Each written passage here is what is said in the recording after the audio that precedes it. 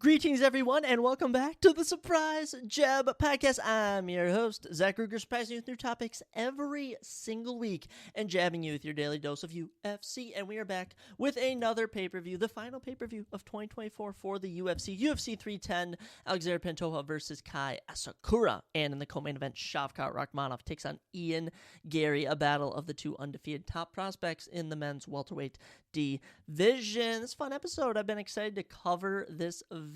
On today, we will be looking at all 14 matchups, and I'll be giving my predictions, including who I think will end the year as the men's flyweight champion. Also on today's episode, we will be dropping our NFL Week 14 quick picks. I have not been doing well in my picks this year. You know, I'm 124-70, so I'm plus 54, but at the same time, I haven't won a week for my college, which means I haven't gotten a t-shirt, and I've only won 1 week against two of my buddies, and I'm currently, I think, second or third in my family pick'ems. I think I'm dead last. It's been unreal, but we'll be back week 13 games. We're going to try and go 100%. We got some new UFC fights for you. Top 10 new things in pop culture.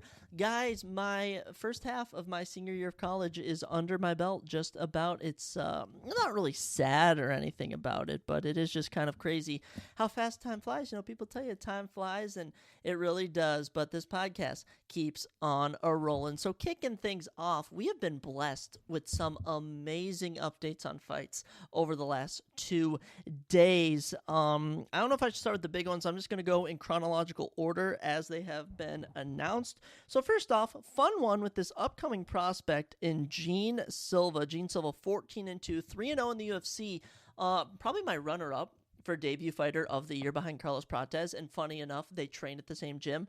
Gene Lord Silva, 3 KOs in all 3 of his UFC fights. He's fought in at featherweight, he's fought in at lightweight, and he returns at UFC Seattle. That's right, the UFC is going to Seattle February 22nd. He'll be taking on the 8-2 Melsik Bagdasaryan, a battle of strikers. I love this for Gene. Just keep adding to his KO resume. Just keep adding to his KO resume. He'll definitely manhandle Melsik Bagdasaryan in this matchup, and I'm excited for this one. This one should be pretty good. Most recently, Gene Silva knocked out Charles Jourdain. All right, this guy is as legit as they come, and I'm excited for that one. But let's get into the 2 big fights that Dana White decided to announce last night. UFC 311, of course, going down at the brand new Intuit Dome in California. I was going to say Los Angeles. It says Inglewood, California. We have the main event and the co-main event. First off, the co-main event. The Bantamweight Championship matchup. Merab Dvalishvili takes on the undefeated 18-0, number 2 ranked Umar Nurmagomedov. Battle of grapplers. Okay, this is going to be a real telltale sign of, does Georgian grappling work better? Or actually, and I mean, not even Georgian grappling, because, what's-his-face, Merab trains with Aljamain Sterling up in New Jersey or New York. I think they train up there, and they'll be taking on the Dagestani wrestling of Umar Nurmagomedov, of course, another protege of Khabib's father. He's actually Khabib's cousin, and that gym, Eagle MMA, a.k.a. wherever they train out of, has been very prominent. We're going to mention another friend of Umar's in a minute, but Merab, I mean, last 3 wins, Jose Aldo, Sean O'Malley, Henry Cejudo, incredible. Okay, he's been on the run of a lifetime, and it all culminates right here, seeing if he can defend his belt against Umar Nurmagomedov. And if he can, I mean, I don't want to say that Merab might be in good condition, but when I look at everyone else who he's fought in, or who he could fight, you know, Sean O'Malley rematch, I'm picking Merab. Okay, which clearly Sean O'Malley has an issue in grappling. He already beat Peter Yan. We already know that. Corey Sandhagen got out-grappled by Umar Nurmagomedov. Merab would manhandle him. We just saw Devison Figueiredo get outclassed by Peter Yan. I mean, truly, this is a telltale sign of who will lead the bantamweight division, and I'll be very excited to see it. I'm probably going to ride with Umar. I don't necessarily hate Merab, but I'm just high on Umar Nurmagomedov, so probably going to ride with him, but that should be a fun one. In the main event, the rematch. I mentioned there's a friend fighting on this card of Umar, and it is the protege, the best fighter. I think he's better. If he wins this, do we all think he's better than Khabib? Insane. The 26-1, 15-1 in the UFC on I think it is 14-fight win streak. Islam Makhachev takes on the man who he beat in this man's debut, all right? And he's worked his way back ever since. The number 1 ranked Arman Tsarukyan. That's right, Arman Tsarukyan had a fight of the night against Islam Makhachev 6 years ago, actually. I was going to say 5. It's been 6 years by the time they fight, and now he's worked his way back. Biggest wins of his career coming: Joel Alvarez, Beneil Dariush, most recently a split decision over Charles Oliveira. This is going to be good. This is going to be good. I think this is going to come down to the striking. I think these two cancel each other out on grappling. Okay, and I know that it's really tough to say what's going to happen, but Arman pretty much out-grappled Charles Oliveira to an extent. Striking-wise, I'd say that Beneil Dariush knockout was good, but same with the Joel Alvarez, but at the same time, it's hard to tell with those guys because their chins are kind of not all there. But this should be good. This should be good. I'm probably going to ride Islam. You know, I'm a big fan of Arman and Islam. Just after Islam's fight against Dustin Poirier, there's just no way I'm picking against him. And I rooted for Dustin in that matchup. But Islam, he's just too good. He's just freaking amazing. Number 1 pound-for-pound fighter on the planet. UFC 311 is looking absolutely stacked. Also on that card, Jamal Hill, Jiri Prohaska. And Jamal Hill was going at it with Alex Barrett at the UFC Performance Institute. I mean, are you freaking kidding me? Jamal Hill's going to get killed one of these days. Dude is running his mouth so hard, I pray Jiri Prohaska knocks him out silly. Here's a little fun one for you. Going down at UFC Vegas 101, January 11th at the Apex. Middleweight matchup, Marco Tulio, 12-1, making his UFC debut. Fights out of the same gym as Charles Oliveira. Takes on Io Potera. Io Potera, 2-5 in the UFC. He's most known for being knocked out pretty much all of his matchups. Should be interesting. Probably going to ride with the fighter coming out of Charles Oliveira's camp, if you will.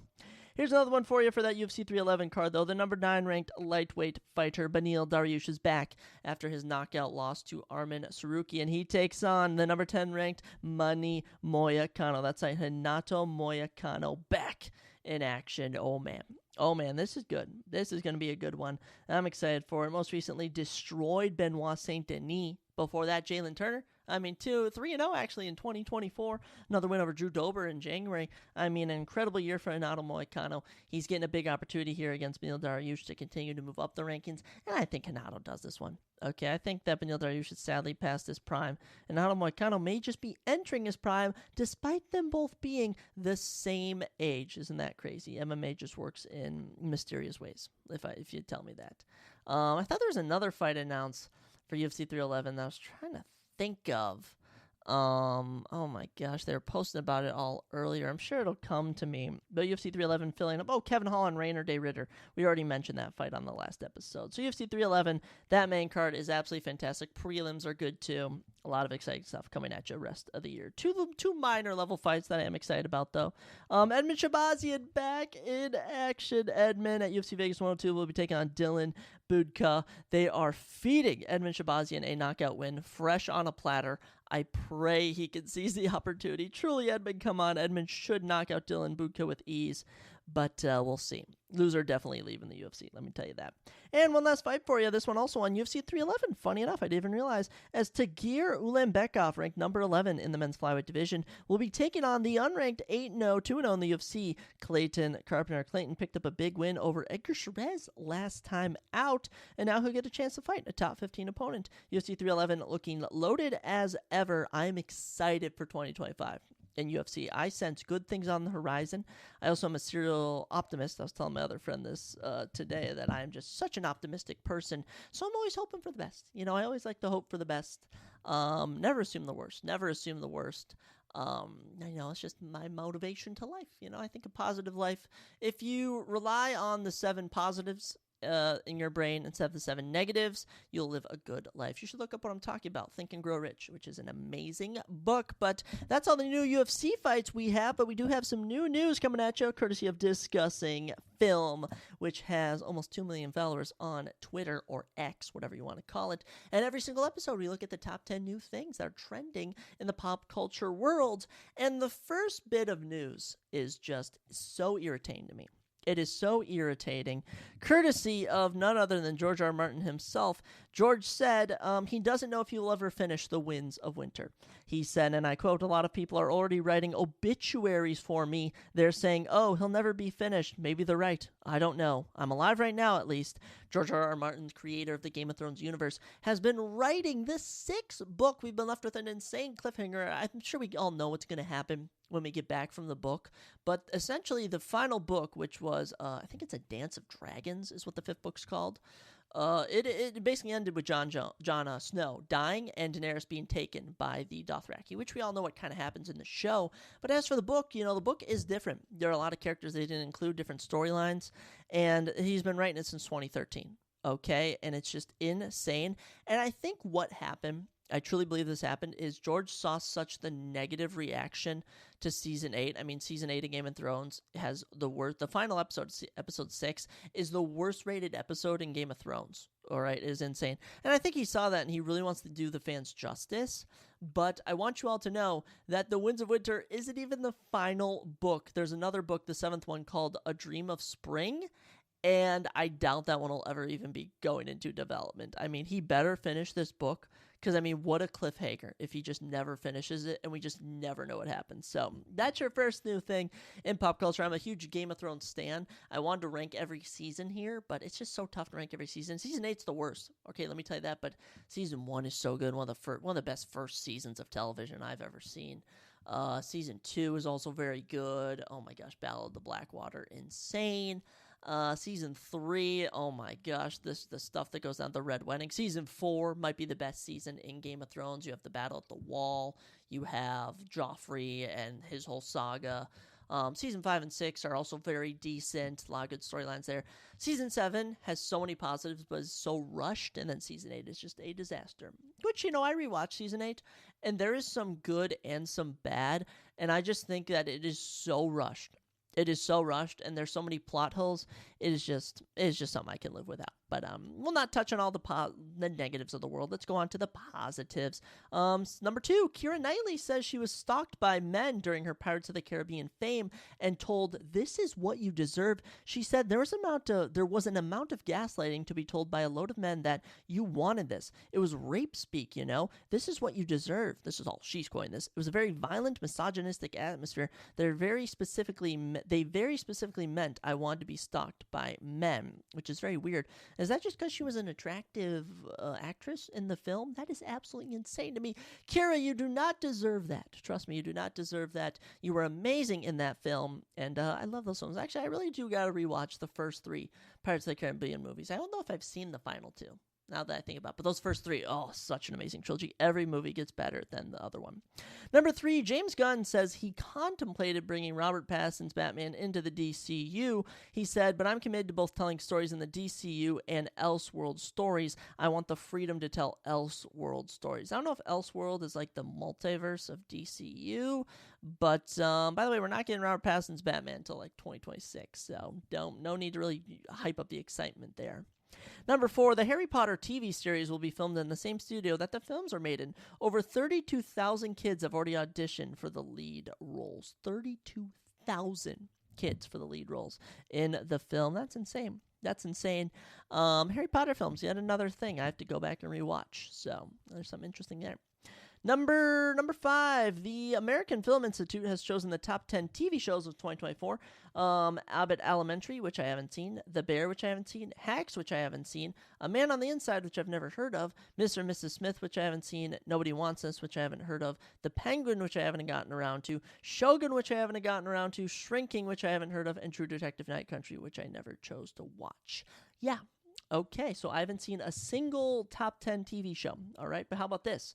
Number 6, the American Film Institute has chosen its top 10 films. Number 1, Anora, never heard of it. The Brutalist 2, never heard of it. Conclave 3, never heard of it. Dune Part 2, which is probably going to be my number 1 film of the year. Amelia Perez, never heard of. Nickel Boys, never heard of. A Real Pain, never heard of. Sing Sing, never heard of. And Wicked looks ridiculous.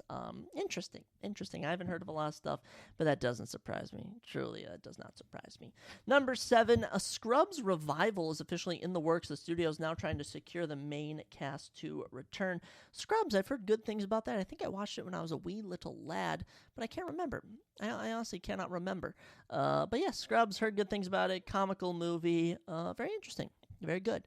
Number 8, Anthony Starr got nominated for Best Actor in a Drama Series for The Boys at the Critics' Choice Awards. Good. And he should win. Anthony Starr is Homelander. I've never seen, like, when you step on stage, it's Homelander. It's not Anthony Starr, you know? When The Rock steps on stage, it's Dwayne Johnson, you know? It's not his character. And that's just something I like to enlighten when we talk about how good Anthony Starr is as Homelander. Number 9, James Gunn says Ryan Reynolds was one of the first people he spoke to after he joined DC. He said, I jokingly was like, you coming back? He was like, get the F out of here. I don't get why everyone hates on the Green Lantern movie. I didn't think it was that bad, but hey, you know what? I guess I'm not the same as everyone else. It is what it is. And number 10, to round us all out, James Gunn reveals they had plans for 3 spin-offs for Guardians of the Galaxy while he was at Marvel Studios. Number 1 was a Ravengers series, number 2 was a Legendary Star-Lord project, and number 3 was a Rocket and Groot project. I would have watched probably all 3 of those. Maybe not the Ravengers one, but Star-Lord, Rocket, and Groot, that's right up my alley. Good news. I liked all the news we had on Discussing Film. You know, sometimes we have bad stuff, sometimes we have good stuff, and this stuff, I found it all very fascinating. And something else I find very fascinating is the NFL. And we are back with our NFL predictions for Week 14. Crazy Week 14. In terms of fantasy football, I am in the second half of my playoffs for my big 16-man league, looking to win. Sorry, Ryan, I'm looking to boot you from that. In my $50 buy-in 10-man league, I'm pretty sure I'm going to take last or second last. Also, the NFL Fantasy app sucks. Okay, the NFL Fantasy app sucks. Never do fantasy football on there. I actually blame that for the reason my team is so bad. Also, injuries. Okay, I had Rashee Rice and Stephon Diggs. All right, they would have been top receivers in the league had they not been hurt. In my family league, I'm pretty mediocre. I might miss the playoffs. I can't lie. I really need to win this week. In my sleeper league, I'm in the playoffs, so that's pretty good. So in the sleeper, I'm in the playoffs. And in my random league I might miss the playoffs. I need to win this week, and it's against the number 1 juggernaut, which is Josh Schlichting, my good buddy. So interesting stuff in fantasy football land. I'll keep you all updated on that. But in terms of the games this week, we kick things off with Thursday Night Football, which I'm actually going to be watching in about an hour and a half, funny enough. Packers visiting the Lions. This one's pretty easy. The Detroit Lions. And it's simply because nothing has stopped this team, all right? They are 5-1 at home. 10-game win streak, 11-1, the best team in the NFC, second best team in the entire league. They are insanely good, and I don't think the momentum stops here. I do have to root for Amon-Ra St. Brown in one of my leagues, so that's another reason. But, I mean, they've just been so good. The Packers, 3-game win streak as well. They're 9-3, third in the NFC North. They've been equally as dominant. But when it comes to this Lions team, I just don't see anything stopping them. They have played all their divisional games close. These two teams did play November 3rd in that game, 24-14. The Lions won, and the Packers did have a bit of a comeback. They were down 24-6 heading into the fourth. Were able to score a touchdown with a 2-point conversion to cut it to 24-14. In that game, it was pretty even. All right, Amon-Ra St. Brown worked well. Jaden Reed worked well. But, in terms of the other conference games for these teams, the Lions lost by, they won by 2 against the Vikings, I believe, and 3 against the Bears. So all the games have been close, but nothing's going to stop me from not picking the Lions for this game. Getting into Sunday, Jaguars visit the Titans in another divisional battle. This one's tricky for me. This one's really tricky because I have Brian Thomas Jr., and I really want to root for the Jaguars. And, they did just lose Trevor Lawrence, though, which hurts. They're 2-10, and if we're going off a point differential, which is minus 110, holy cow, they're also 0-6 on the road, 5-game losing streak. They are, I think, statistically, they might be the worst team in the league. Them and the Raiders really pushing the boundaries. Actually, the Giants are the worst. I just the Giants have only 183 points. They haven't won at home. Yeah, I'm labeling the Giants as the worst team in the league. But Jaguars, as bad as the Titans are, 3-9, I just don't see a world where this Jaguars team can win a game. It doesn't statistically make sense how they can win a game. Have they played the Titans yet? I can't recall. No, they actually play them again the 29th. So if the Jaguars are going to win a game, I think it'll be here. I think this is where they would be able to win a game against this Titans team, which is atrocious. Actually, no, the more that I speak it, the more I think the Jaguars might win this game. The Titans did pick up a win against the Texans November 24th, but they got blown up by the Commanders last week. This Titans team is not very good. They've had a win over the Patriots. They held a win over the Dolphins. They are, honestly, I don't know. Honestly, I would have picked the Jaguars, but they're 0-6 on the road. I don't know if they're going to get a road win. So I'm going to do the safe pick, the Titans, who are a -170 favorite. But I don't know, I'm a little skeptical. As long as Brian Thomas Jr. does good, we're going to be in good hands. Jets visit the Dolphins in our next matchup, and it's Dolphins for me. Okay, Jets 3-game losing streak, 3-9. That I generally don't think the Jets have any chemistry, and I think the Dolphins do have chemistry. They just deal with injuries, which is their main thing. Dolphins are also 3-3 at home. Jets are 1-5 on the road. And I think, I think I'm playing Aaron Rodgers this week, and I have the Dolphins defense.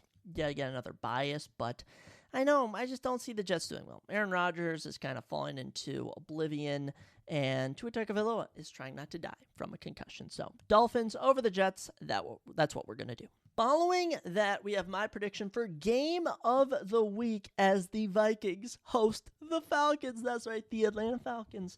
And Kirk Cousins will be coming to Minnesota in a grudge match, which is going to be probably a friendly grudge match, but I mean, it's going to be pretty good. Vikings 10-2, 5-game win streak. We have almost a plus 80 point differential, run of a lifetime. I think we're second best, tied for second best in the NFC, which is incredible. And I mean, Vikings, 5-game win streak, 5-1 home, 5-1 on the road. We have been outstanding this season. We find ways to win. Falcons, 6-6, 3-game losing streak. They've looked atrocious. Okay, they've looked atrocious. Blown out by the Broncos, 38-6. Upset by the Saints. And then that Chargers game last week, Kirk threw 4 picks or something. It was insane. I'm playing Bijan Robinson. I'm a diehard Vikings fan. I have Jordan Addison in the league, I'm pretty sure. I have Justin Jefferson in the league, but I'm playing him. But it doesn't matter. Vikings fan till I die. Vikings over the Falcons, and I genuinely believe the Vikings will win. Okay, this Falcons team is just sloppy at times, right? They play some sloppy football, and Kirk's going to be coming to a stadium he used to thrive in, and he's going to get booed out of the building. That's my prediction. We'll have to see what comes true. Following that, Saints play the Giants in New York, and I don't know with this one. Taysom Hill's out. Derek Carr's been just average. Saints are 4-8, third in the NFC South. Coming off a loss last week, and that freaking loss to the Rams. It was 14-14, so pretty close all the way. Their defense isn't that bad. I'd say like the offense isn't necessarily spectacular. Alvin Kamara is, but defense has only given up 281 points compared to 276 points scored. And the Giants, like we were mentioning, 2-10, 183 points scored. They're 0-6 at home, 7-game losing streak, and I think Drew Lock is starting. So we'll go with the Saints for this one. They also have a -210 advantage. Giants are coming in at +175 as the underdog. Giants are completely screwed for the rest of the season. The noon games keep a rolling as the Panthers visit the Eagles. Easiest prediction of the week. Eagles are -800 favorites. All right, I have Saquon and Jalen Hurts. Huge fan of this Eagles team this year. They've been outstanding, plus 102 point differential, 8-game win streak, 4-1 at home. They've been dominant. As for the Panthers, 3-9, one of the worst teams in the league. They almost have a -400 point differential. I kid you not. If they lose by 50 this week, they'll probably be where they're at. Panthers, Bryce Young's okay. He had some glimpses last week, but they lost again. All right, at the end of the day, winning is what matters. And if the Panthers do beat the Eagles, it'd be the biggest upset of this season. Grudge match here, which I absolutely love. Browns visit the Steelers. And after last week, I'm picking the Steelers team every chance I get. 9-3, top of the AFC North. They are the third best team in the AFC. They've been exceptional. Their defense, only 224 points allowed. Incredible. 4-1 at home. And after the barn burner, all right, going on against Cincinnati, I know their offense can put up points, so I'm very confident in their chances. Browns, 3-9, -90 point differential. Jameis is so fun, but this Browns team is there's just something going on in Cleveland. There's always been something going on in Cleveland. They're honestly fun to watch, but if you're a fan of them, they never really win. So Steelers over the Browns, but yet again, it's these divisional games. You never freaking know. But as of right now, as from what I've seen from the Steelers, they've been doing pretty good against the AFC North this year. After that, final noon game? Yes, final noon game. Raiders visit the Bucks. The only good thing for the Raiders is truly Brock Bowers. Truly, that is all that is good for the Raiders. It's actually insane. 2-10, -110 point differential, 8-game losing streak. Aiden O'Connell's their starter now. It is rough in Las Vegas. For having a beautiful stadium, they do not have a beautiful team. As for the Buccaneers, I mean, talk about a team which has revived their chances of making the playoffs. 6-6, tied for first in the NFC South. 335 points put up. Okay, they're the third best offense in the NFC. 2-game win streak, and I will say the 2-4 at home is very perplexing, but they have played some good teams. So Buccaneers over the Raiders. They also are a -290 favorite. Should be an exciting matchup. Next one for you, NFC West divisional rivals going at the Seahawks, 7-5, who recently overtook the Cardinals for the number one spot in the NFC West. Take on the Cardinals, 6-6, second in the NFC West. Have these two teams played yet? I swear they just did. Yes, Seahawks won the 24th of November. So these guys just played, 2 weeks ago or something? So fresh in their mind, both of these teams. In that one, Seahawks won at home. As for, road play this year, not terrible, but, 4-1. Well, actually, they're 4-1. So that's actually way better than their home record. Cardinals are 4-2 at home. Big Seahawks guy, Jackson Smith and Jigba, Kenneth Walker, do your thing. We're going with the Seahawks over the Cardinals. I just have no reason to root for the Cardinals, and I just think the Seahawks are a better team. That should be a competitive game. After that one, Bills play the Rams. Bills all day over this Rams team. Rams are 6-6. Puka's good, Cooper's good, Kyron's good, Stafford's good. Their defense isn't really that good. They've given up 290 points. 6-6 record, very mediocre. There's not much to go there. And as for the Bills team, 355 points put up, 6-0 at home, 4-2 on the road, 7-game win streak, 10-2. Josh Allen's been a monster. When James Cook gets going, they get hot. Defense has been looking exceptional.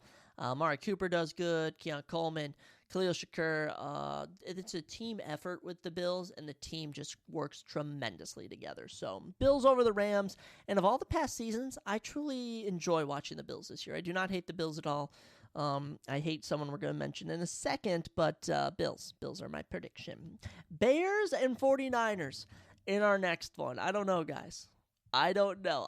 There's something that's telling me Chicago's going to win it. I'll tell you, as I look at all the teams, they're on huge losing streaks. We talking about, who are we talking about? The Giants, the Raiders, the Jaguars. This Bears team, 6-game losing streak, 0-5 on the road. Okay? They have a +1 point differential. Okay? 8 losses. And let's go through their past few losses. 3 points to the Lions. 3 points to the Bears, or 3 points to the Lions, 3 points to the Vikings, 1 point to the Packers, 16 to the Patriots was bad, 20 to the Cardinals was bad, 3 to the Commanders. Okay, it's been 5 points to the Colts earlier this year, 6 points to the Texans. It's been confusing almost how this Bears team is on this losing streak. 49ers, this is the worst their team's looked since the last, I'd say, 3 years. Okay, this is not the team that's going to go to the Super Bowl. Brock Purdy is not playing good football. They have a -25 point differential, 3-game losing streak. They're 5-7, bottom of the NFC West. A brutal 25-point loss to the Bills last week. Debo's been off. Kittle keeps getting injured. McCaffrey's out now. Jordan Mason's out. They got Guerrero as their starter. Ayuk's out. This team has faced so many injuries, and I'm just going to go out on a limb here. I'm just, I know I should be doing oddball predictions. They're +170, but I'm taking the Bears over the 49ers. It's just something that's telling me the Bears are going to snap the losing streak this week. Okay, and this 49ers team is desperate. They're a injured wolf, and here we have a new pack leader, the Bears, coming in to rip out their jugular and take a victory. I don't know if it's going to pay off, but we're going with the Chicago Bears over the 49ers. What am I doing? After that, Chargers, Chiefs, Sunday Night Football. I love this matchup. Okay, but the only sad thing, guys, is I am playing Quentin Johnson, Gus Edwards, and Cameron Dicker all on Sunday Night Football. So, unfortunately, I will have to predict the Chiefs to win this AFC West divisional matchup. And usually, I probably would have picked the Chargers in this case. Chargers are 8-4, 188 points given up. No other defense in the league has given up under 200 points. This Chargers defense has been outstanding. They are taking on the 289 points scored Chiefs, who are 11-1, 2-game win streak, undefeated at home. I think the Chiefs are able to handle the Chargers in this one. Have they played yet? They have played. When did they play? What week? They played September 29th. That was like week 3 or something. Actually, it was week 4. Chiefs won 17-10 in that game. I mean, the wide receiver game is what really stood out. Total yards, the Chiefs had 100 more. I mean, honestly, as I'm looking through all these stats, the Chargers really had nothing to do against the Chiefs. So pretty confident in that Chiefs prediction. They're sadly a good team this year, and I think they'll continue to be a good team. They also are minus 215 favorites. Getting into Monday Night Football, Bengals visiting the Cowboys. I think it's finally time. They get the victory that has been just eluding them for so long.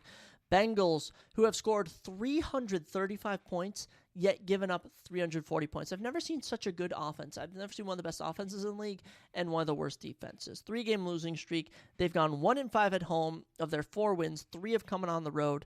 And it's been impeccable. Joe Burrow's having an MVP season. Jamar Chase, T. Higgins, Chase Brown, exceptional. Mike Gesicki's been playing good ball. And it's just has not stringed together defensively. So I do think the Bengals get a win over this Cowboys team, which finally snapped their losing streak. But I just want to say the Cowboys are 5-7 on a little 2-game heater. The Commanders win, all right, was impressive. I'll give you that. The Cowboys beating the Commanders was impressive. I think that was the Commanders slipping up more than the Cowboys winning, and I am not going to credit that Giants win. Okay, 27-20 over the Giants. I'm not going to give it to them. Okay, we're going to be in Dallas for this one. Cowboys have only won 1 game at home this season, and that was against the Giants. So I do think that this Bengals team feasts on this Cowboys defense, which has given up 339 points. Okay, we're looking at one of the worst defenses in the league. I think it's second worst behind the Panthers in the NFC. So, Bengals over the Cowboys. I don't really know if I have anyone to root for. I might have T. Higgins, Rico Dowdle. We'll have to see. But we'll say a little 28-20 victory for the Bengals in that one. But that is your Week 13 NFL Quick Picks. All I'm really excited for is the Vikings game and seeing if I make it to the next round in the playoffs, which I am very confident that I will. I'll tell you guys right now is that UFC 310 is such a great way to go out. Okay, it is such a fantastic way to round out this year, pay-per-view-wise. We still have UFC Tampa next week, which is an actually amazing way to end the year with a good fight night. But this main card is sneaky good. Now, the bout order for this card is super screwy. I do want to just get that right out of the way, is that this bout order is completely whack. So, I mean, obviously, the championship matchup is the main event. Makes perfectly good sense. An excellent co-main event, Shavkat, Ian Gary. Cyril Gane, Alexander Volkov, perfectly good. But then we have Bryce Mitchell and Kron Gracie over Movsar Evloev and Aljamain Sterling, which just makes no sense, and it's actually like mind-boggling to me, and I'm stuttering over my words, because I don't understand how we have the number 5 ranked featherweight taking on the number 9 ranked featherweight. By the way, that number 5 ranked Movsar Evloev, 18-0 undefeated, 8-0 in the UFC. Aljamain Sterling, that's right, the Aljamain Sterling who was the former men's bantamweight champion with multiple title defenses. Ahead of them is the number 13th ranked Bryce Mitchell, who was knocked out cold by Josh Emmett, hasn't fought in a year, all right, and he's ranked, what I say, number 13th, taking on Kron Gracie, who is 5-2, hasn't won since 2019. Last time he fought, last year, 2023, he didn't win a single round. He got 10-9'd in every single round handsomely. There's just no reason that makes sense. The other fight, now, here's something I'll say. Nate Landwehr versus Doo Ho Choi, I expect to be a fantastic fight. I expect it to be fantastic. But some of these other prelims, we have Randy Brown and Brian Battle, 2 of the top unranked welterweights. We have Vicente Luque and Themba Gorimbo. Vicente Luque is currently the number 14th ranked men's welterweight. Themba Gorimbo, 4-fight winning streak. How's that make sense? Then also, at light heavyweight, we have former title challengers, the number 12 ranked Dominic Reyes, the number 33 Anthony Smith. The bout order makes no sense, but the good news, the only good news from this is that you don't have to pay any money to watch, 9 fantastic prelims All right, so these prelims are absolutely fantastic. Bout order's my one rant. One thing I will touch on is we could have had Bilal Muhammad versus Shavkat Rakhmonov on this event, but Bilal got injured. We could have had Vicente Luque versus Nick Diaz, but I think Nick Diaz is having a mental crisis. And we could have had Tatiana Suarez versus Vera Jandiroba in a women's strawweight number one contender matchup, but sadly we will not be getting that matchup either due to injury. But instead, 14 fights, fantastic events. Let's get right into it. Kicking us off, heavyweight action. Kennedy, African Savage, and Chuku takes on Lucas the Bull Brzezic. Kennedy, 13-5. Lucas, 9-5-1 with one no contest. 6'5" to 6'4". Kennedy's got 1 inch in height. Also has a very good 5 inches in reach. 83 inches to 78. Southpaw with that left hand for Kennedy.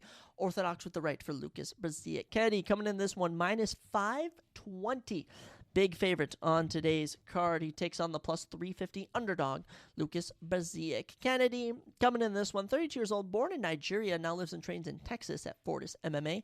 Of his 13 wins, 9 KOs and 1 sub, which we love to see. We love to see finishes, let me tell you that. Out of his 5 losses, he has been finished 3 times. I believe he's been knocked out in 2 of them and submitted in 1, if I'm thinking correctly. Kennedy, been with the UFC since 2019. He's taken on some good competition. Paul Craig, Carlos Ulberg, Dawoon Jung, Ian Kudalaba. Over the last year, I'd say since 2023, he went 1-1 in 2023.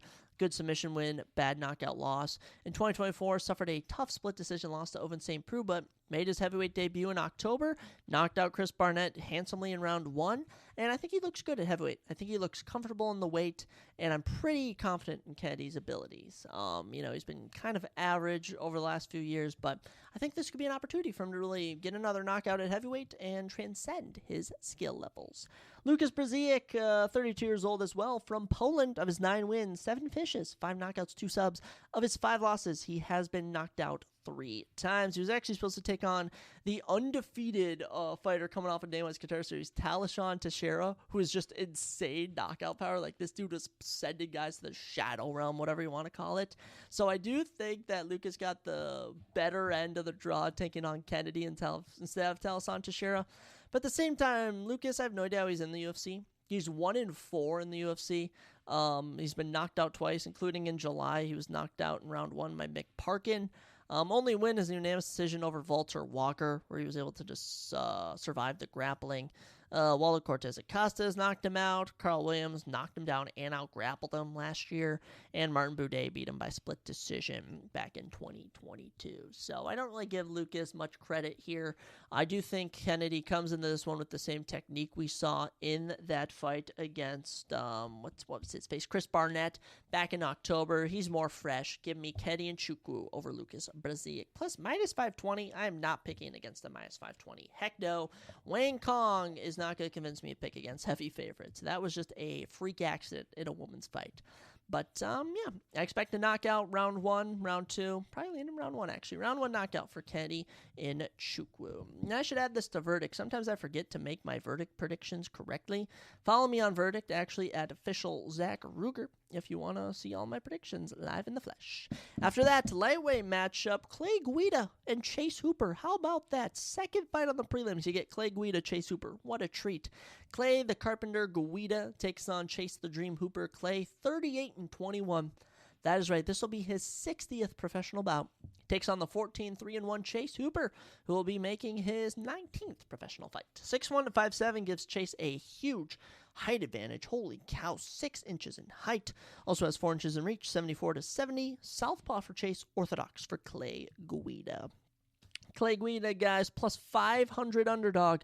The minus 770 favorite, your biggest favorite on the card, is Chase Hooper. That's insane. I'm actually so taken aback by that. Chase Hooper, actually we'll start with Clay. Clay, 42 from Illinois. Of those 38 wins, he's gotten 5 KOs and 16 subs. Of his 21 losses, he's been knocked out twice and submitted 11 times. Clay, look, dude's been around a while. Legend of the game. I don't know if it's a Hall of Fame career, though. Okay, I don't know. He's fought for belts in Strikeforce. I mean, listen to some of the guys that he's taken on. Dean Thomas, Gilbert Melendez. He's actually taking on Marcus Aurelio. That is hilarious. I didn't know Marcus Aurelio was fighting in the UFC. For no one knows that, he is a historic, I don't know if it's a Greece or Roman philosopher or something. but that's just a joke. Mac Dinzag, Nate Diaz. He actually holds a fight of the night win over Nate Diaz. Diego Sanchez, Kenny Florian, RDA, Rafael Dos Anjos, Anthony Pettis, Benson Anderson, Chad Menendez, Brian Ortega, Charles Oliveira, BJ Penn, Jim Miller, Bobby Green, Michael Johnson, and most recently has lost his last two in 2023. So first fight of 2024 for Clay Guida. There's not much to expect at his age. He's just fighting to fight. He's a grappler through and through. But I will be interested to see how he does as he takes on the young buck, which is the 25-year-old Chase Hooper from Washington, the state, not the province of Washington, D.C., but the state of Washington. 11 finishes, 4 KOs, and 7 subs out of his 14 losses. He's only ever been finished once, which was to Steve Garcia. Might I add, Steve Garcia is on a 5-fight or 6-fight win streak, all knockouts, so that's aged well. And also another loss to Alex Caceres isn't too bad. But Chase, I mean, he's been with the UFC since he was a teenager. Most recently moved up to lightweight last May, beat Nick Fiore, beat Jordan Leavitt, and fought earlier in May and destroyed Vyacheslav Borshev. Submitted him in round 2 with a Darce choke. Chase Hooper coming to this one with a lot of momentum. Give him to me all day. I'm sorry, Clay, but you're past your prime, and Chase Hooper is here to thrive. And Chase Hooper, I think, is someone who can catch you really off guard with his submissions. But I do think he goes in, Clay Guida takes him to the ground, or even Clay gets taken to the ground by Chase, and we see a submission from Chase Hooper in round number 1. I could see an ankle lock. I could see a guillotine. I could see a triangle choke. I could see any type of submission from Chase Hooper. Chase Hooper looks phenomenal at lightweight. Keeping us rolling, we head to the men's welterweight division, as you're not even hearing this incorrectly. This is the third fight in the prelims. Michael Maverick Chiesa, that is right, the former top 5 welterweight Michael Chiesa takes on Max Payne Griffin. Michael Chiesa 19-7, the plus 130 underdog. Max Griffin 20-10 is the minus 155 favorite. So interesting enough. Pretty close odds, though, so it could go either way. Chiesa, 6'1", 5'11" for Max, so 2 inches in height to go to Chiesa. 76-inch reach to 75-inch reach gives Max 1 inch in reach. Southpaw for Chiesa, orthodox for Max Griffin. Michael Chiesa, 36 years old, from Washington. 11 submissions. Of those 19 wins, Michael Chiesa has also been finished in 6 of his 7 losses. 1 time he's been knocked out, 5 times he's been submitted. Chiesa been around the UFC since 2012. Actually won the Ultimate Fighter over Al Iaquinta, submitted him in 3 minutes. And, he's had a good career. He fought in Jorge Masvidal, he's fought in Jim Miller, Kevin Lee, Anthony Pettis. At one point was on a 4-fight win streak before he was submitted by Vicente Luque. He's one of the few men that Sean Brady couldn't finish. Last time he lost was to Kevin Holland in July of 2023, but he came back in August, took on Tony Ferguson, and submitted him in under 4 minutes. So Chiesa coming in with some momentum into this one. The chin is not what it used to be. So I will say that's an issue, but the grappling ability is still there and fantastic. His opponent, Max Griffin, the favorite, 39 years old, from California.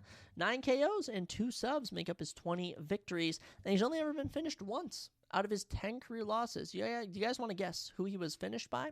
Okay, you want to guess who he was finished by? It was actually by KO, not submission. Colby Covington. It is debut. Colby Covington, that's right. The decision machine, which is Colby Covington, got a knockout over Max Griffin. I just find that absolutely hilarious.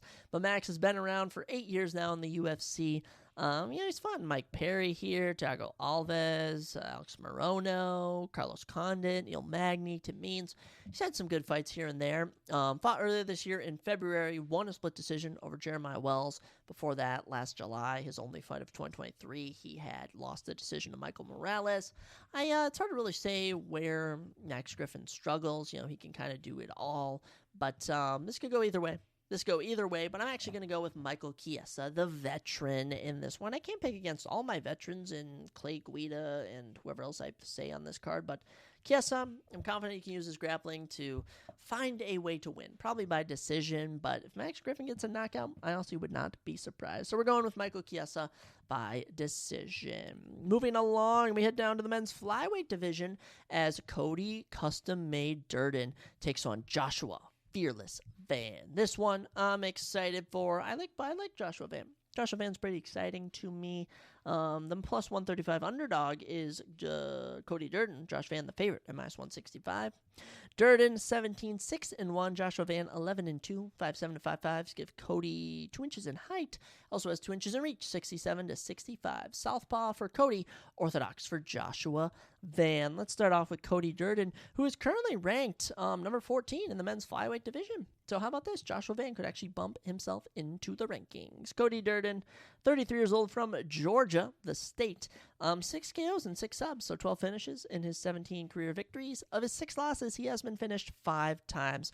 1 time by knockout, which was his last loss in July against Bruno Silva. Was knocked out pretty bad in that one. And then 4 other times by submission, including losses to Muhammad Moikaev, Jimmy Flick, and Tagir Ulanbekov. Cody Durden, hit or miss, truly hit or miss. Most recently retired Matt Schnell with a performance of the night guillotine choke in September. So he's looking for his 3rd fight of 2024 here this Saturday. And I mean, he's been taking on tough guys pretty much the whole get-go. Charles Johnson able to win over Jake Hadley. Tagir, Bruno, tough losses, and then Matt Schnell, durable as they come. And that was an entertaining fight, might add. That was a super entertaining fight. Went down in September.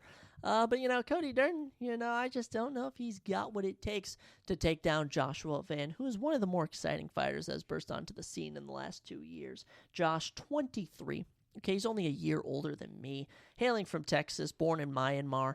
6 KOs and 2 subs, so 8 of his 11 wins coming at you by finish. He's only lost twice, was submitted earlier in his career, and then was knocked out shockingly by Charles Johnson in July. Oh, that broke my heart. I can't. He got shockingly hit with an uppercut in a fight he was winning.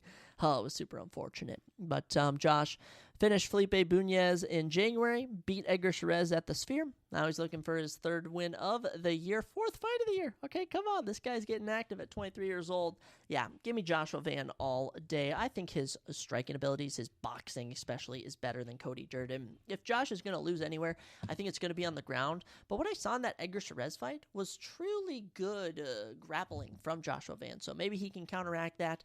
But this is going to be a competitive matchup. I can promise you that. And I'm excited for it. We'll see who will go into the men's flyweight rankings.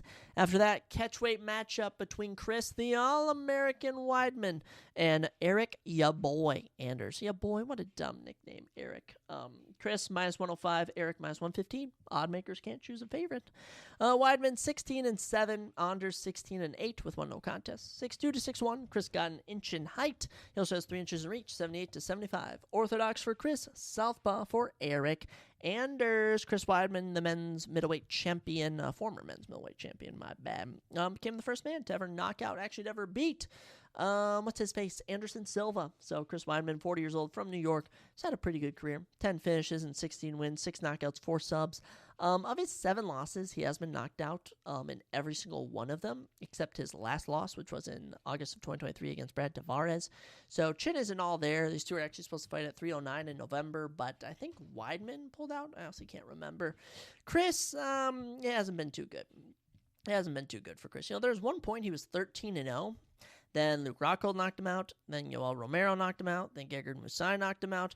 Then he won against Calvin Gastelum. Then Jacare knocked him out. Then Dominic Reyes knocked him out. Then he beat Omari Akhmedov. Then he snapped his leg in half against Uriah Hall. Then he got beat up on the feet by Brad Tavares. But he shockingly beat Bruno Silva earlier this year in March. I have no idea. He just had that thunder that night. And we'll see if he can resurrect that magic at UFC 310 against Eric Anders. Eric, 37 years old, from Alabama. Of his 16 wins, he also has 10 finishes, 9 knockouts, and 1 sub. Of his 8 losses, he's only been finished twice, which isn't too bad. One loss to by submission to Andre Muniz, and then one other time he got knocked out by Thiago Santos in a fight of the night, which after round 3, he just couldn't even continue. Eric, been around since 2017. He's past his prime. I hate to say it. I'm sorry, Eric, you are. Picked up a win over Jamie Pickett in March, but that was a sloppy grappling win. I think this could go 50-50. Like I said, all makers don't know who to pick. But after what I saw from Chris Weidman, I know that All-American indomitable spirit is still in there. Give me Chris Weidman by decision, folks. Okay, I think he has better grappling than Eric Anders. And I think Eric is going to be very surprised by Chris Weidman. Because, I don't really want to say that Eric's been fighting lesser competition than a washed-up Chris Weidman. But, Jamie Pickett, Marc-Andre Balliou, Kyle Dawkins, Last 3 fights haven't been that good. Junyoung Park and Andre Muniz, which was almost 3 years ago. Those are probably the toughest people he's fought in over the last few years. So give me Chris Weidman. That's who I'm riding with. Should be good. After that, I'm so pumped for this one. This is going to be fantastic. Randy Rude Boy Brown and Brian, new nickname, the Butcher Battle. Oh, this is going to be so good. Randy Brown, 19-5. Brian Battle, 12-2 with 1 no contest. 6'3" to 6'1" gives Randy 2 inches in height and 1 inch in reach as well. 78 to 77. Orthodox stance for both of these young gentlemen. Randy Brown plus 205. Brian Battle minus 250 is the favorite.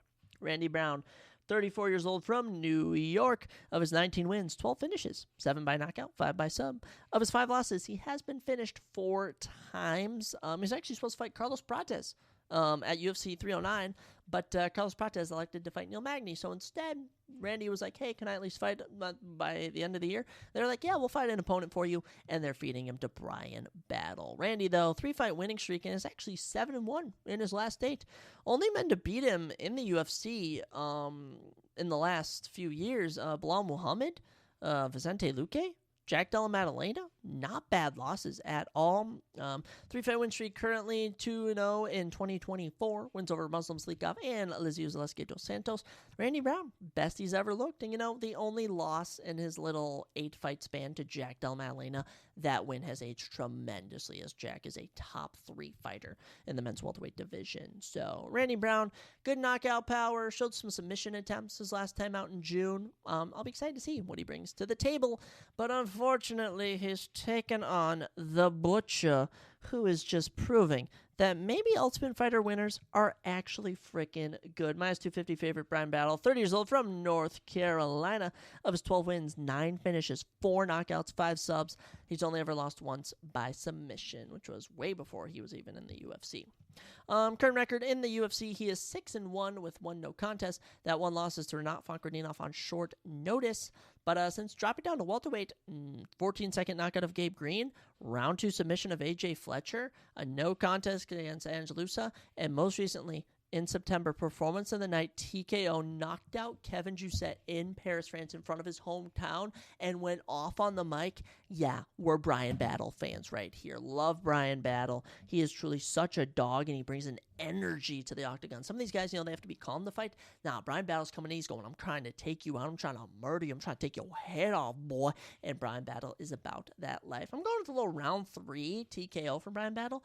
I think Randy's going to be able to hang in there, but then he's going to get clipped kind of in round 3. Battle's going to put the pressure on him. Battle probably will, hand a little straight, or I think maybe like a left hook to him or something. Randy Brown will go down. He'll get a nice little TKO win for Brian Battle. I'm high on Brian Battle. I think the rankings could be in his future. And honestly, the winner of this, when I look at the men's welterweight division, I think matches up well with the winner of Vicente Luque and Themba Garimbo. Matches up well with Neil Magny. I think there's a lot of possibilities for these fighters after this one. But we're going with Brian Battle. We're also a fan of Brian Battle. After that, I'm still not over the fact that Movsar Evloev and Aljamain Sterling is on the prelims. But next up on the prelims, not even the featured prelim, not even the second to last prelim. It's the freaking third to last fight on the prelims, actually. Yeah. I guess third to first, however you want to phrase it. But before the main card, it's the third prelim fight before the main card. I'm freaking confusing myself with all this. But Movsar Evloev, who is ranked number 5 in the men's featherweight division, who is also 18-0. Okay, he's taking on Aljamain Funkmaster Sterling, who is ranked number 9, 24-4, former men's bantamweight champion. Okay, minus 245 for Movsar, plus 200 for Aljamain. Decently close odds. Okay, favoring Movsar though. It just makes no sense why this is here in this card. This should be on the main card. Whether the second fight on, it's mind-boggling to me. Both men are 5'7", 72-inch reach advantage. Both men are 5'7" in height. 72-inch reach advantage, 72-71, 1-inch reach advantage for Movsar. Orthodox stance for both these men. So they're deathly even. They're so even. I'm getting all rambled up now that this is on here. I'm so upset by it. But Movsar, 30 years old from Russia. Of his 18 wins, he only has 7 finishes, 3 kills, and 4 subs. Has never really come close to getting a finish. In the UFC, he's kind of a decision machine, but it's kind of funny. These two are actually supposed to fight on UFC 307. Mozafar wins over Sungwoo Choi, Enrique Barzola, Mike Grundy, Nick Lentz, Hakeem Dawodo, Danny Ige, Diego Lopez, and most recently Arnold Allen in January have been his 8-0 wins in the UFC. He's done good. He's done pretty freaking good. He's a grappler, though. Grappler through and through. Of those 8 wins, he's coming in with 38 takedowns of those 8 fights, so pretty good. But he'll really be tested here against a fellow grappler in Aljamain Funkmaster Sterling. 35 years old from New York. Of his 24 wins, 11 finishes, 3 KOs, and 8 subs. Of his 4 losses, he's been KO'd twice. Most recently, fought against Calvin Kattar at UFC 300 and outgrappled him to death. 11 minutes of control time of the 15-minute fight, 8 takedowns. Aljamain was looking in peak form, and it takes a lot to beat Aljamain. I mean, truly, since 2017, the only man to beat him has been Sean O'Malley. All right, this guy is good. Wins over Petr Yan, Jimmy Rivera, Pedro Munoz, Corey Sandhagen, TJ Dillashaw, Henry Cejudo. I mean, who hasn't Aljamain Sterling beat? He's one of the best bantamweight champions of all time. I'm high on him now since this whole saga's over. But at featherweight, I'm going to be honest here, guys. I think Mozafar outgrapples him. Truly, I just think that Mozafar is going to outgrapple Aljamain Sterling. That's just what I think is going to happen. And as I've looked at this, it's going to be tough to say, but Aljamain hasn't faced he's fought in Henry Cejudo, but Henry Cejudo fought at flyweight and bantamweight. Okay, we're not talking about a guy who walks around a lightweight weight and cuts down to featherweight. So I'm going to go with Mozafar by decision in this one. I don't know if it's going to be exciting or not, but if Aljamain wins, I don't really mind. I think the winner of this is 1 fight away from a title shot. So we'll have to see what transpires. But, yes, we are going to go with Mozafar over Aljamain Sterling. In a competitive grappling matchup, I could see split decision, 29-28 for sure. I think it'll be competitive. After that, second to last prelim, Vicente Luque, number 14th ranked men's welterweight, coming in at the plus 175 underdog spot.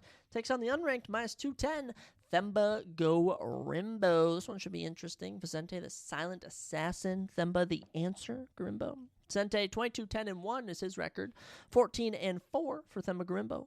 6'1" 5'11" gives Themba 2 inches in height. He also has 2 inches in reach. 77 inches is 75. Orthodox stance for both of these gentlemen.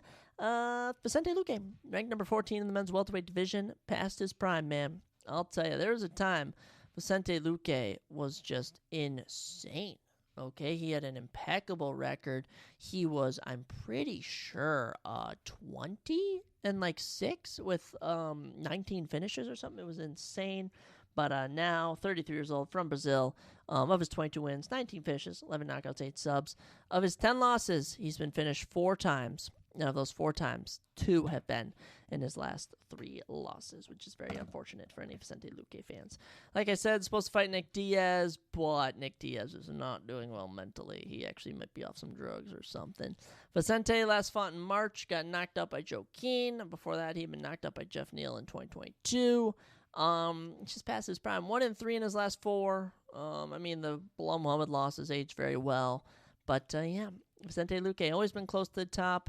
Since then, kind of a triumphant fall to the bottom. And a golden opportunity here for the favorite Themba Gorimbo. Themba, 33 years old, born in Zimbabwe, now lives and trains in Las Vegas. As I mentioned, in every Themba Gorimbo fight, he is the man who The Rock gave a house, which is super selfless of The Rock and incredible to see.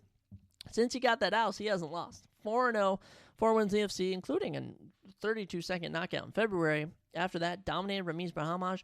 After that, in October, dominated Nico Price. So he's looking for a 4-0 2024. Pretty good, if you ask me, for Themba Gorimbo. Of those 14 wins, he's gotten 8 finishes, 2 KOs, and 6 subs. Of his 4 losses, he's been finished 3 times. Twice by sub, 1 by knockout. Look, I don't know what Vicente Luque is going to show up. Are we going to get the silent assassin, or are we just going to get the silent fighter? All right, you never know what you're going to get. Themba's bringing a lot of momentum in. A lot of people are rooting for him, so we're going to stick with the momentum of Themba Gorimbo. The Joaquin Buckley fight, Vicente Luque just had nothing to offer. Was getting out clipped on the feet, got taken down once, and that was that. I think Themba Gorimbo could do the same if he wanted. We're going to go with a decision. I just don't know if Themba can finish Vicente, but no, we'll ride with Themba. Kind of a hope. I mean, I just feel like Vicente should win, but it's just hard to find a way. It's just hard for me to envision him getting a submission, getting a knockout. It's just been so long since we saw a good version of Vicente Luque. But with that, folks, we head into the final prelim of the evening as the number 12 ranked men's light heavyweight Dominic Reyes takes on the number 13th ranked Anthony Lionheart Smith. Dominic the Devastator Reyes 13-4. Anthony Lionheart Smith 38-20. Holy cow, this will be the 59th fight of Anthony Smith's illustrious career. 6'4" for both men, 77-inch reach, 76-inch reach, so 1 inch for Dominic. Southpaw for Dominic with the left, orthodox for Anthony with the right. Incredible. Dominic minus 340 coming in as a decent favorite, plus 265 for Anthony Smith. He is the underdog. Number 12 ranked Dominic Reyes, 34 years old, from California. Of his 13 wins, 8 knockouts and 2 subs. Of his 4 losses, he's been knocked out 3 times. Dominic Reyes, one of the more famous fighters in UFC history, kicked off his career, was a beautiful 12-0, including multiple round 1 finishes, before losing to John Jones in the worst decision I've ever seen. Not even a split decision. Okay, just straight rigged. Just a straight rigged fight. He outstruck John Jones for the first 3 rounds, defended 4 takedowns from John. Round 4 comes around, John Jones lands a takedown, outstrikes him. Round 5, John Jones lands a takedown, outstrikes him. It was 48-47 for Dominic Reyes. It's the biggest robbery of all time, in my opinion. I believe that. Petr Yan and... Actually, there's one card, I can't remember what it was. It was Petr Yan, or no, it was Corey Sandhagen fought TJ Dillashaw, and TJ never should have won. Also, Miranda Maverick fought, I think it was Macy Barber. Macy Barber won, and she never should have won. And then also, Kyler Phillips fought Raylene Paiva, and Raylene Paiva won, never should have won. So, those 3 fights on the same night rival this, but truly one of the biggest robberies of all time. After that, got knocked out by Jan Blachowicz, got knocked out by Jiri Prochazka, got knocked out by Ryan Spann, but took a year off. Took almost 2 years off, came back in June, and knocked out Dustin Jacoby in 2 minutes. It was such a feel-good moment for Dustin Jacoby. I remember I was in a restaurant with my buddy Jaden in Chicago watching it, and the entire place was going crazy. Like, Dominic Reyes, yes. And I'm like, you know what? I'm a hardcore fan. I feel you all. It was awesome to see. So good moment there for Dominic Reyes. Back in the win column. Love the guy. His opponent, Anthony Smith, he rivals Neil Magny for Ultimate Gatekeeper. I think Anthony Smith might be the biggest gatekeeper in UFC history. He's truly impeccable. He's truly impeccable, the stuff he does. But, 36 years old, from Nebraska. Of his 38 wins, guys, 19 KOs, 15 subs. We're talking 34 of 38 wins he's gotten a finish. That just shouldn't even be real, okay? Of his 20 losses, 15 times he's been finished. 10 times by knockout, 5 by sub. Anthony Smith hates decisions. Last time he fought, though, did go to decision against Roman Dolidze. That was under very, skimpy conditions, so I will say. At UFC 303, Anthony Smith stepped in on short notice to fight Carlos Ulberg, who had already stepped in on short notice. And then someone else stepped out, and Roman Dolidze stepped in. So Anthony Smith fought a short notice guy on short notice, and ended up taking on another guy in Roman Dolidze on even shorter notice. So before that, though, Anthony Smith won earlier this year in May, beat the undefeated Vitor Petrino with a guillotine choke. And he's lost to Khalil Roundtree Jr., beaten Ryan Spann, lost to Giant Walker, lost to Magomedov Ankalaev, beaten Jimmy Crute, beaten Devin Clark. So Anthony Smith, you never know what you're going to get with him. He's fun, he's exciting, but this new version of Dominic Reyes is here to stay, and you already know we're riding with the Devastator, which is Dominic Reyes. Dirty Dominic Mysterio, that's what it is. No, Dominic Reyes, we're going to say round 1 knockout. Like I said, I'm an optimist. I like Dominic Reyes, and if he truly is back, he'll come out against the guy in Anthony Smith, who is past his prime. No offense, Anthony. Still don't hate you, but I think the abilities of Dominic Reyes should translate, and he should get a victory here. Exciting stuff. After that, we get into the main card, and I am satisfied with this on the main card because I do believe that the UFC is putting faith that this will be an exciting matchup. Nate Landwehr. Nate the Train Landwehr takes on Do Hoo Choi, the Korean Superboy. And that rhymes. Wow, and I didn't even realize that rhymed. I could Do Hoo Choi, the Korean Superboy. I could write a song for you. Want me to write your entrance music, Do Ho? You sexy boy. Nate Landwehr minus 165 is the favorite. Do Hoo Choi plus 135 is the underdog. Nate Landwehr 18-5. Do Hoo Choi 15-4-1. 5'10" to 5'9". 1 inch for Do Ho. 2 inches in reach for Nate. 72-70. Orthodox stance for both of these gentlemen. Featherweight division. Loves both of these men. Always bring the action. Nate Landwehr, 36 years old, from Tennessee. Of his 18 wins, 9 KOs and 2 subs. Of his 5 losses, he's been finished 3 times. Nate came into the UFC in 2020, brutally knocked out by Herbert Burns. Hit with a nasty knee. After that, had one of the bloodiest fights I've ever seen between him and Darren Elkins. Absolute war. Then takes on Julian Rosa, hit with another flying knee. Then Anaconda choke over Ludwig Klein. What an upset. Then Fight of the Year candidate against David Onama at UFC San Diego, which that fight against David Onama is one of the most insane fights I've ever seen. Truly, it was unbelievable. After that, finished Austin Lingo. After that, had an absolute war against Dan Ige. Then most recently in March, took on Jamal Emmers. Looked like he was going to get knocked out. Landed an uppercut. Jamal got sent out cold. I mean, let me just tell you, Nate Landwehr has not been in a boring fight. And he's taken on a guy, Do Hoo Choi, who brings it every single time. Do Hoo, 33 years old, from South Korea. Of his 15 wins, 12 knockouts and 1 submission. Of his 4 losses, he's been knocked out twice. Do Hoo, been with the UFC since 2014. He had a stint from 2014 to 2019. Came in 18-second knockout. After that, minute 33-second knockout. Then 2-minute 42-second knockout. Then Fight of the Year in 2016 against Cub Swanson. Then Fight of the Night loss to Jeremy Stevens. Then Fight of the Year contender in 2019 against Charles Jourdain. Then, unfortunately, 4 years off. Couldn't get a fight. COVID and everything. Comes back against Kyle Nelson. Just doesn't look himself. Goes to a draw, gets out grappled, but outstrikes him. But then comes back in July, round 2 knockout of Bill Algeo, and Do Hoo Choi was back, and he looked better than ever. I just don't know who to pick, guys. Truly, I don't know who to pick. This is flipping a coin. Now, the odds, minus 165 for Nate, plus 135 for Do Hoo, pretty even. Pretty even on the odds, so you could win some money if you bet Do Hoo Choi. I'm just trying to picture, when I watch, that's another thing when I watch these fights, is I do like to kind of go with someone who I'm confident is going to win and who I want to root for. And I'm just trying to think when I'm watching who I'm going to be rooting for. And I think the main issue here is I like both the guys. With Nate Landwehr's last few fights, I knew he wouldn't beat Dan Ige, but against Austin Lingo, against Jamal Emmers, I was rooting for him. With Do Hoo Choi, fight against Bill, fight against Kyle, I was rooting for him. So now I'm into a point where I almost just want them to have a draw. I know I can't predict that, so I will have to predict someone. Originally, I had Do Hoo Choi down on verdict. I don't know if I want to change that or not. I don't know.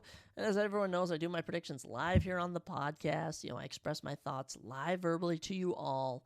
And I guess I will have to choose someone. And I can't do it. You know what? We're going to go with Nate Landwehr. It's too fun to not pick Nate Landwehr. And honestly, when I look at Nate Landwehr's resume as of late and who he has been fighting, I will say that Dan Ige lost. The fact he was able to eat some punches from Dan Ige, the David Onama fight will always be a perfect example of how tough he is. I think whatever Do Hoo Choi throws at him, he can withstand, and I think he can dish it back to Do Hoo Choi, and Do Hoo Choi has not really been dealing with that. Bill Algeo didn't offer as much of damage as Nate Landwehr is going to give to him, so we'll go Nate Landwehr. We're going to go by decision. I think we're going to get maybe a fight of the night decision, but should be exciting. I'm here for it. After that, I just don't understand how this is on the main card of a pay-per-view in 2024 or any year ever. How's this on the main card? The number, where's Bryce at now? Number 13th ranked featherweight, Bryce Thug Nasty Mitchell takes on Kron Gracie. This is just ridiculous. Bryce Mitchell minus 600 favorite, Kron Gracie plus 425. Bryce 16-3, Kron 5-2. All right, let me just tell you, this guy doesn't even do MMA a lot. He just does jiu-jitsu, okay? 5'10" to 5'9", Bryce has got an inch in height. Both men 70-inch reach. Both men stand in the southpaw position. Bryce Mitchell, 30 years old, from Arkansas. Of his 16 wins, he has 9 subs. Bryce is very famous for believing some very outrageous things. He's a big flat earther. He's big, when people talk about right-wing conspiracy theorists, they show Bryce Mitchell. He's notorious for bringing the Bible in his ring and showing off before his fights. He is known for wearing camo shorts. He's truly a personality, which is the only reason he's on the main card, let me add to you. But skill-wise, I mean, he's whatever. His only losses professionally are to Io Topira and Josh Emmett. So I do want to add that, he's good. He's very good, but he shouldn't be on the main card. And I'll tell you why. It's because he's a grappler. Okay, it's because he's a grappler. Every fight has been grappling. Now, he's gotten a twister before. He's had a fight of the night before. But, Andre Fili, Edson Barbosa fight was pretty good. Io Topira beating him was entertaining. The Dan Ige fight was his last win, which was in September 2023. That was okay. But last time out against Josh Emmett, knocked out cold. KO of the Year nominee for Josh Emmett, I might add, for 2023.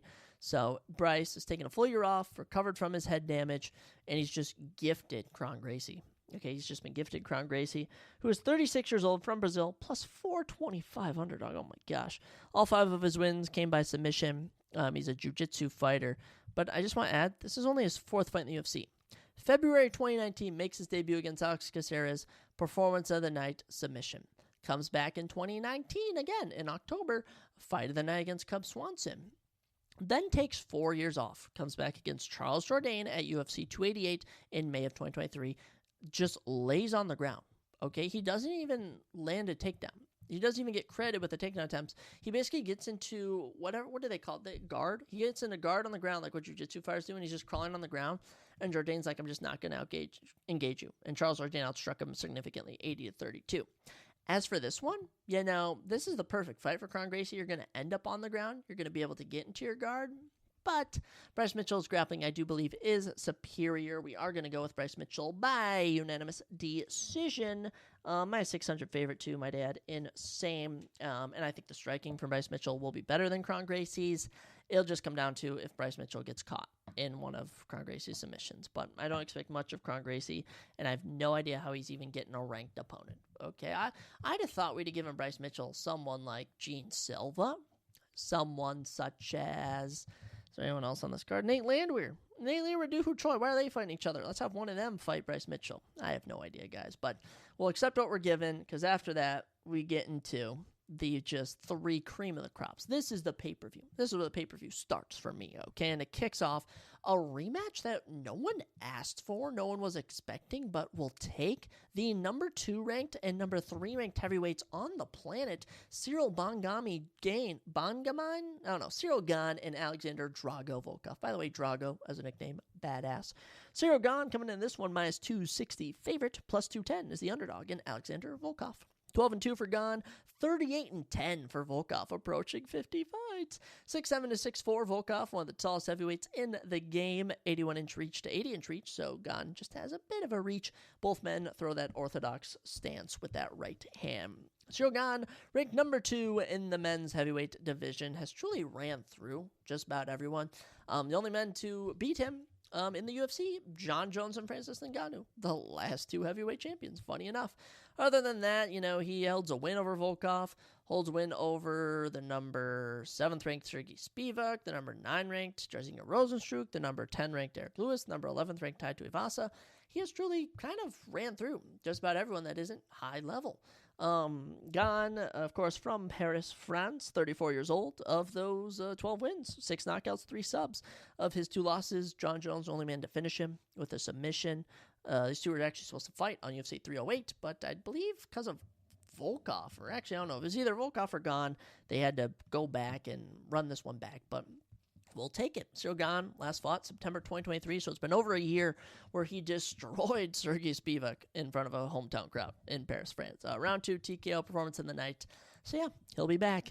And I'll tell you though, in his absence of not fighting, trying to fight Tom Aspinall, trying to fight Steve Miocic, I don't know what he was doing, but Volkov has gone on an incredible run. Alexander Volkov is currently on a 4-fight win streak. Okay, a 36-year-old from Russia has 26 finishes of his 38 wins, including 24 knockouts. I mean, are you kidding me?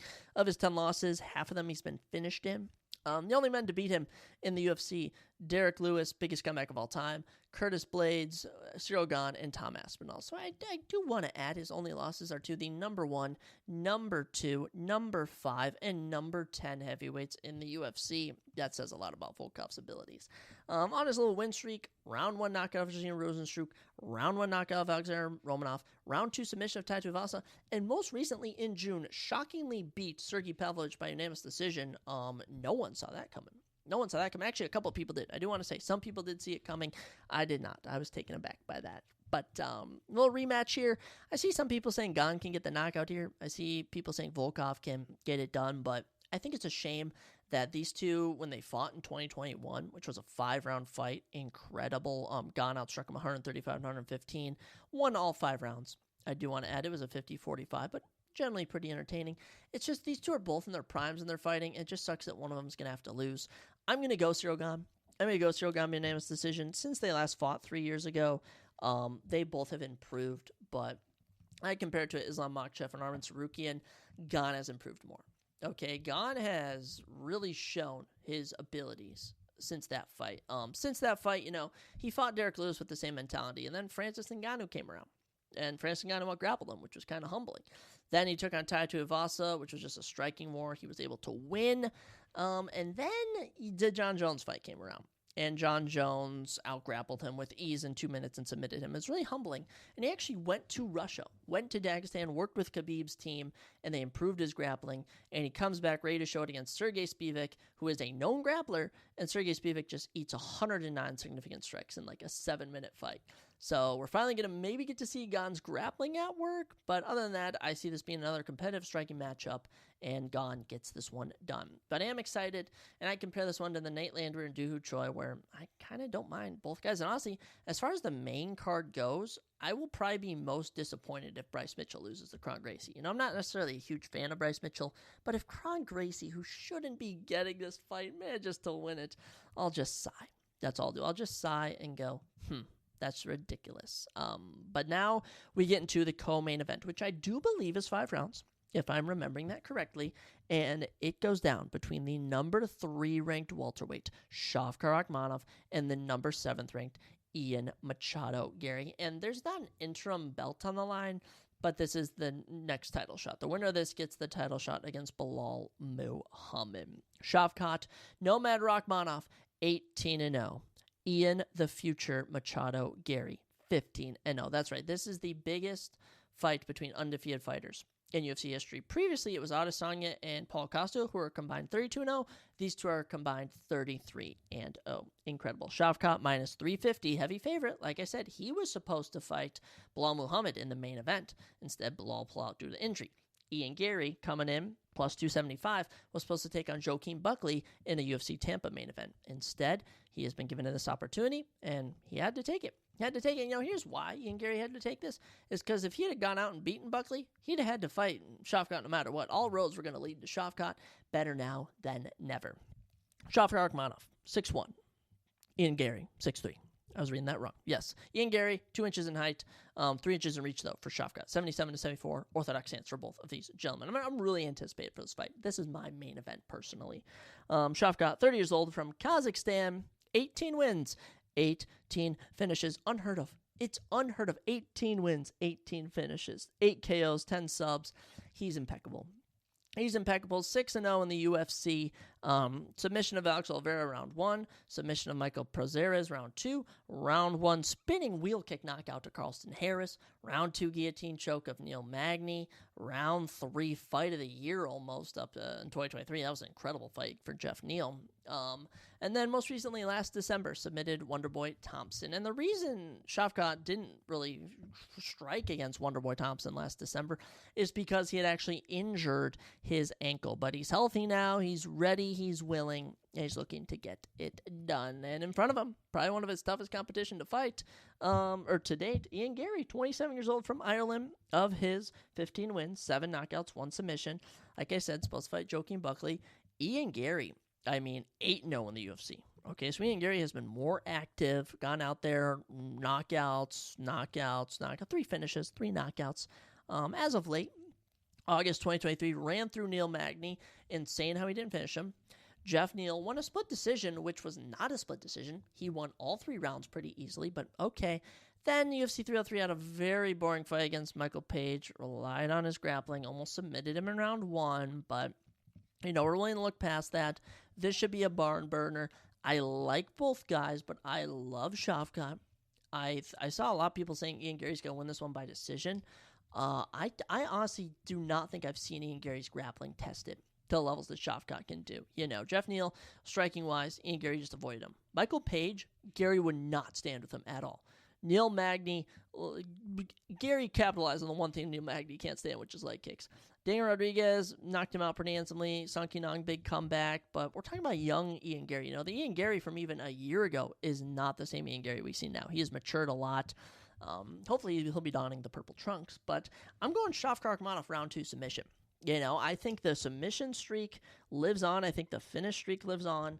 And I'm going to be honest. I don't see a world where Ian Gary wins. Maybe it's just because I'm a Shavkat Rakhmonov supporter, but it's just, I just can't physically picture Ian Gary dominating Shavkat. I can picture Gary landing some shots because I've seen it almost all his fights. Shavkat can eat a punch or two, but I just can't see Ian Gary getting it done. So we're going to go with round 2 submission for none other than Shavkat Rakhmonov. Honestly, I could see any outcome here. Submission just seems most reasonable, but it should be entertaining. Should be exciting, and it's the people's main event. With that, folks, we get into the main event, the final part of UFC 310, and the final part for today's episode. Flyweight division, Alexander the Cannibal Pantoja, who is currently the number 11 pound-per-pound fighter on the planet, minus 250, takes on the debuting Kai Asakura at plus 200. That's right. Kai Asakura was a champion over in One Championship, which is the major promotion in Asia. Kai is 21-4, former champion over there. Pantoja 28-5, and that is right, folks. He is so freaking good that they're giving him a title shot. And by the way, they offered him to fight Brandon Royval. Okay, and Brandon Royval turned it down. And they're like, okay, you don't want to fight Kai Asakura? Okay, then we'll just give him a title shot. So you could have been seeing Brandon Royval versus Kai Asakura for a title shot. Instead, they're just giving Kai a title shot right off the bat in the UFC, which is unheard of. That's just not something I've seen since I've joined the UFC. I've seen Michael Chandler get a vacant title shot after one win, but to debut with a title shot, insane. So I'm excited to see what Kai Asakura brings to the table. But tail of the tape, 5'8" to 5'5". Kai is 3 inches in height, also has 2 inches in reach, 69 inches to 67. Orthodox stance with that right hand for both of these gentlemen. Let's start with who we know. Alexander Pantoja, 34 years old, your men's flyweight champion. This will be his 3rd title defense, 4th straight title fight. Pantoja, 8 knockouts and 10 subs, so 18 of his 28 wins by finish, and of his 5 losses, he's never been finished. Currently on a nice little 6-fight win streak. Last loss was in 2020 to Askar Askarov. Since then, beat Manel Cape, has submitted Brandon Royval, has submitted Alex Perez, had a fight of the year against Brandon Moreno in 2023, manhandled Brandon Royval in his first title defense, had a close matchup against Steve Erceg in May. Steve kind of exposed that Pantoja is not as good a striker as people would hope he is. That was a close fight, 48-47 across the bat. Pantoja dominates in round 1, then gets kind of taken aback by the striking of Erceg in round 2. Pantoja back to his striking, back to his grappling in round 3 on the ground. Round 4, Erceg completely outclasses him on the feet. And then round 5, back and forth, Pantoja edges him. So we'll be curious to see if Pantoja has improved since then. They did update his profile picture on the UFC Rankings website, and my man is balding or something. My man looks homeless. His picture does not look good. I guess not everyone can be as handsome as Dricus du Plessis and Igo Topura, so I'm sorry about that. But Pantoja, man, been with the UFC since 2017. He's paid his dues. He's earned it, and this will be, I don't even know if it'll be a tough fight. I don't know what we're going to see because the man who's debuting, I've never seen fight. Kai Asakura, born on Halloween 1993. Now that's something. 31 years old from Japan. Of his 21 wins, 16 finishes, 13 knockouts, 3 subs. Of his 4 losses, he's been finished 3 times, all by knockout. And he last fought in December of last year. Currently on a 2-fight win streak. Both those wins coming by knees. Now, the one interesting thing is over in one, or the whatever promotion he was fighting in, you can throw knees to grounded opponents. So that's something you can't do here. So I hope we don't run into a disqualification case. But I do know that the knees of Kai Sakura are very deadly. So lining up, I mean, a bit of height for Kai. Other than that, generally pretty simple. I'm just assuming the game plan here is going to be Pantoja wants to grapple, take it to the ground. Kai's going to want to keep it on the feet and knock him out. And this is me being optimistic. This is me looking to end the year on a bang because, you know, I've done pretty good late. I've done pretty good as of late. As we go through the year, 297, I knew DDP would win. 298, I knew Topiro would win. 299, I knew O'Malley would win. 300, I knew Pero would win. 301, we took a chance on her sake it failed. 302, I literally went into Rocky mode and picked Dustin Poirier over, Islam Makhachev. 303 comes around, and I'm a huge Jerry Proska supporter, so of course I had to pick him against Barrow. 304, I hate Bilal Muhammad, so I picked Leon Edwards. But then 305, I gave DDP faith to beat Asanga. He did. 306, I hate grappling. I hate 5-round grappling matches, so I picked against Merab. Didn't pay off. Sugar loss. But then 307, I knew Pero would win. 308, I knew Topiro would knock out Max Holloway. Isn't that crazy? We called that. And same for John Jones. I knew John Jones would beat Stipe. So it's been a crazy year of predictions for me. But to end the year on a bag, I'm going to say round 1, Pantoja outgrapples Kai. Round 2, Kai finds some success on the feet, kind of stuns Pantoja. Pantoja maybe lands a takedown. And round 3 comes around, and Kai Sakura shockingly knocks out Pantoja and wins the UFC Flyweight Championship in his debut. How about that? How about that for shocking, ladies and gentlemen? Kai Sakura over Alexander Pantoja. Also, Alexander beat my boy Brandon Moreno. So I'm going to be picking against him every chance I get. But yes, we are going with Kai Sakura over Alexander Pantoja to end the year. And how shocking would that be is when I look at my end of the year predictions, if a man who I had no idea would even join the UFC ended the year as champion. But I don't really care who wins. I honestly don't. But the one matchups I do care about is I want Shavkat Rakhmonov to win. I honestly do want Cyril Gane to win. I do want Bryce Mitchell to win. Honestly, I want Mozavar to win for some reason, and Dominic Reyes, you know. So I guess I do have a lot of favorites on this card. But let me know who you guys are predicting. I hope you enjoyed this episode of the Surprise Jab podcast.